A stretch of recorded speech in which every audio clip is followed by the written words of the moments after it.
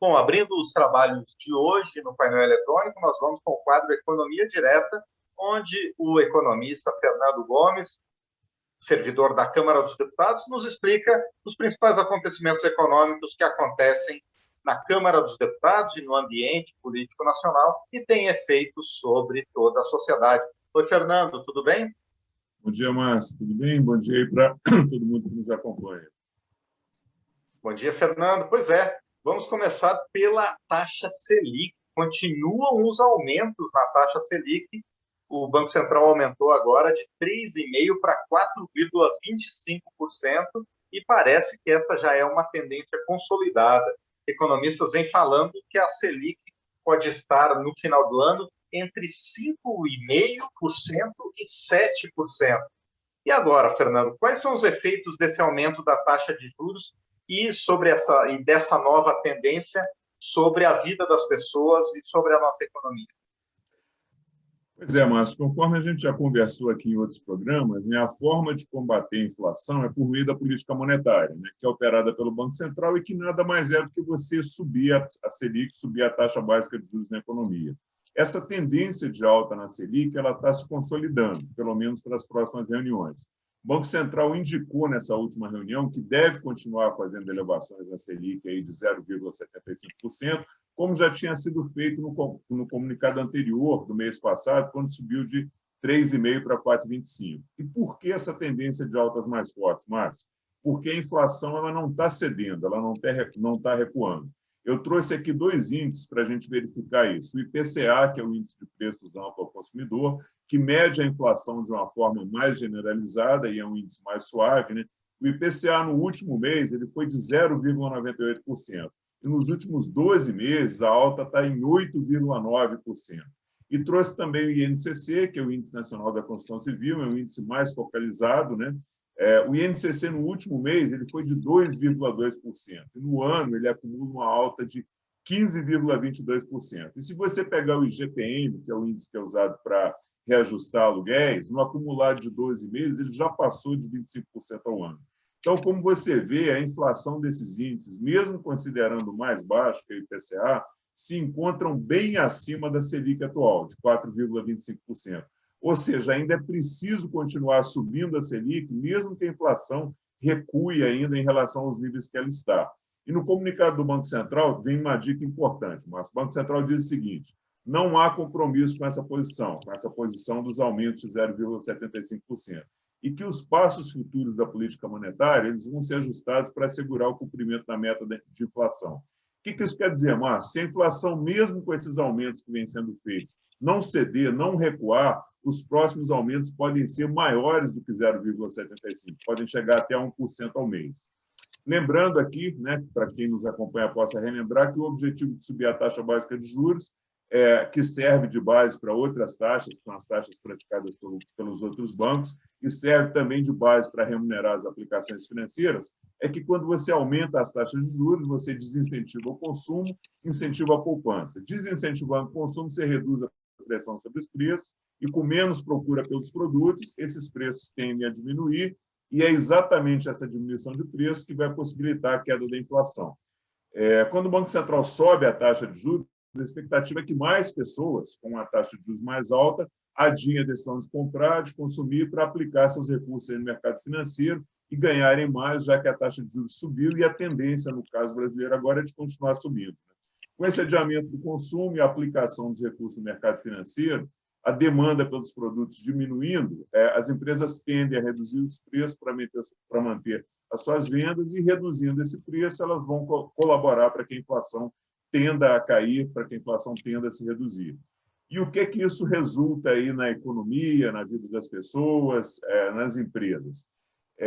Para as pessoas, Márcio, a tendência é que quem pode, né, quem não são as pessoas mais pobres que gastam seu dinheiro todo em consumo, que elas passem a adiar o consumo daquilo que não é essencial para ter uma rentabilidade maior sobre esse dinheiro, que deixa de ser usado no consumo, principalmente porque a tendência é que a taxa de juros continue subindo ainda.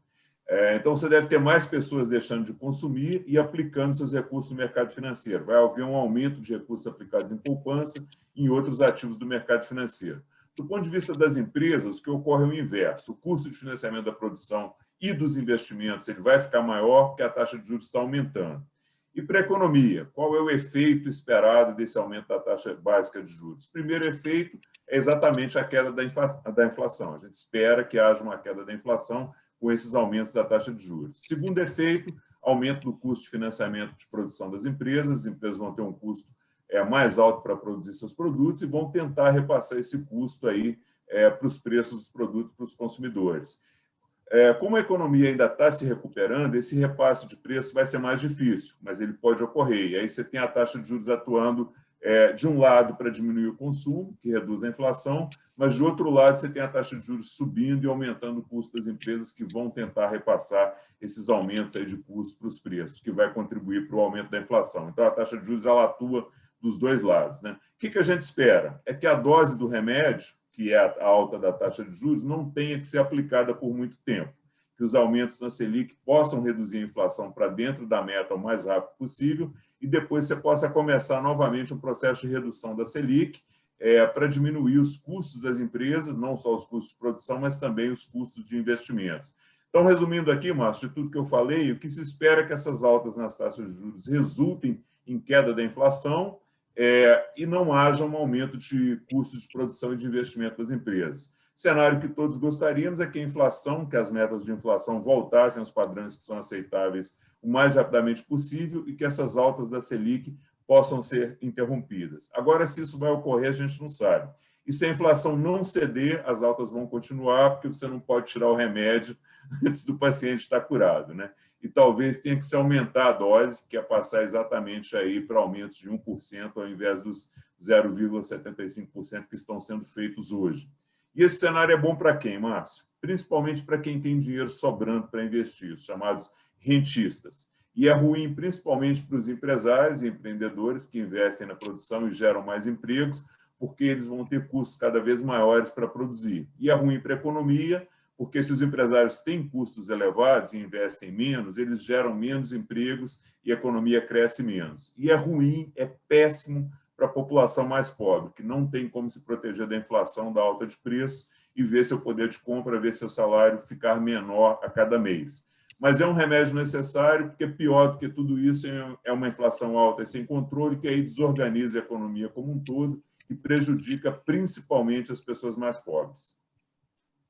Bom, outro assunto que vem sendo debatido na Câmara e até já passou por comissão, a Comissão de Trabalho, Administração e Serviço Público, é a proposta que suspende até o dia 31 de dezembro desse ano os prazos de validade de concursos públicos que tenham sido homologados até março do ano passado, que foi a data, dia 20 de março, a data do decreto que reconheceu o estado de calamidade pública no Brasil por conta da pandemia de Covid-19. Como é que essa medida, Fernando, pode ajudar as pessoas que foram aprovadas em concursos e ainda não foram nomeadas?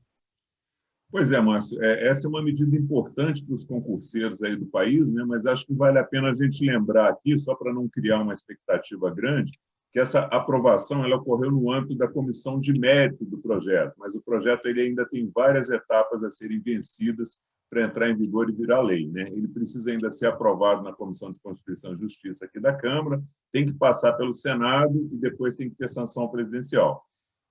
Então, a gente está no começo do caminho ainda, né? Mas o primeiro degrau já foi vencido, que é a aprovação pela Comissão de Mérito da matéria aqui na Câmara.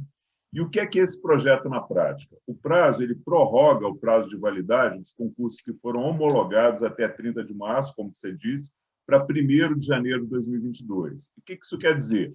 Se você tinha um concurso que vencia agora, em junho, por exemplo, e podia esperar e perder o prazo, os prazos desse concurso eles já ficam prorrogados para começar a contar de novo a partir de 1º de janeiro de 2022.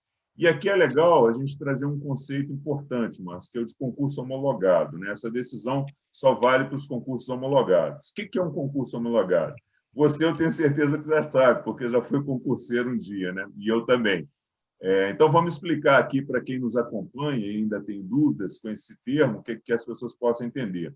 Uma homologação do concurso é quando a administração pública confirma todas as etapas anteriores do concurso. É quando não cabe mais recurso administrativo nenhum referente ao concurso e já está autorizada a nomeação dos aprovados no concurso. Ou seja, está tudo certo, não cabe mais recurso e só falta nomear os aprovados, é tornar oficial o resultado do concurso. Então, é para esses casos em que só falta a nomeação, em que todas as etapas já foram cumpridas, que a decisão da Comissão de Trabalho se aplica. Isso se o projeto for aprovado e virar lei, né? Então, esses prazos de validade dos concursos homologados, que podem ter expirado aí durante a pandemia, eles ficam suspensos e só voltam a partir de 1º de janeiro de 2022. É uma boa notícia aí, Márcio, para quem foi aprovado e estava só aguardando a nomeação, mas lembrando mais uma vez que esse projeto ainda precisa passar na CCJ, depois no Senado, e ser sancionado pelo presidente para virar lei e começar a valer. Rapidinho, Fernando, outra boa notícia é que a Comissão de Finanças e Tributação da Câmara aprovou na semana passada proposta que corrige desde 2015 os valores da tabela mensal de imposto de renda e também as deduções previstas em lei, determinando a atualização periódica de acordo com a inflação acumulada no ano anterior. Explica melhor essa boa notícia, essa aprovação para a gente, Fernando. Pois é, Márcio, pode ser uma boa notícia, né? Por que eu digo que pode ser? Porque essa aprovação, como você disse, ela ocorreu na comissão da Câmara, né? Na Comissão de Finanças e Tributação, e para a medida valer efetivamente, é mais ou menos o que a gente estava dizendo aí no projeto anterior, né? Tem que ser aprovado pela CCJ, como é uma matéria que tramita em caráter conclusivo, em tese, essa matéria não precisa passar pelo plenário, basta ser aprovada nas comissões e já pode seguir para o Senado. Agora, eu digo em tese, mas porque é uma questão importante que ocorre nesse momento, é que a Câmara e o Senado eles estão prestes a retomar a tramitação da reforma tributária. E um dos pontos que tem sido mencionado pelo próprio presidente da Câmara e pelo ministro da Economia é essa questão de você discutir as alterações na tabela do imposto de renda, que é exatamente o que a gente está falando aqui. Então, pode ser que esse tema acabe sendo incorporado dentro de uma discussão mais abrangente no âmbito da reforma tributária e que sofra alguma modificação em relação ao que foi aprovado pela comissão. Mas vamos lá, o que a comissão aprovou?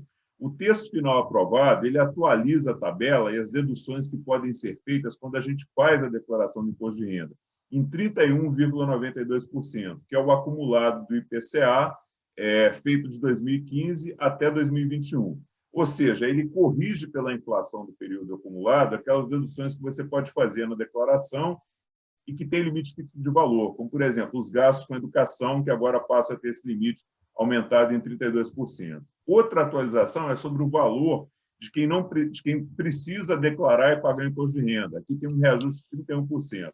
Então, quem precisa declarar imposto de renda, se o projeto for aprovado, vai passar a ser quem ganha R$ 2.502 por mês. Na regra atual, esse limite hoje é de R$ 1.903. Então, se a medida for aprovada, pode tirar muita gente aí da incidência do imposto de renda, que é quem ganha exatamente entre R$ 1.903 e R$ 2.502. Essa faixa de contribuintes aí, que antes teria que declarar e pagar imposto de renda, passa a ficar isento. Isso não deve ser visto como um benefício, não, Márcio. É só uma correção pela inflação desses limites que não ocorria desde 2015. E outra boa notícia, que foi aprovada também, é que, a partir de janeiro de 2022, essa atualização pelo IPCA ela passa a ser automática. Então, todo ano vai haver atualização sem precisar passar pelo Congresso novamente. Essas foram as principais medidas aprovadas, mas lembrando só mais uma vez que precisa passar pela CCJ e precisa passar pelo Senado para depois ser aprovado.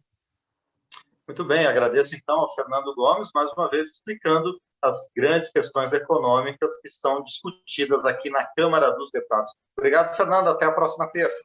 Obrigado, Márcio, bom dia.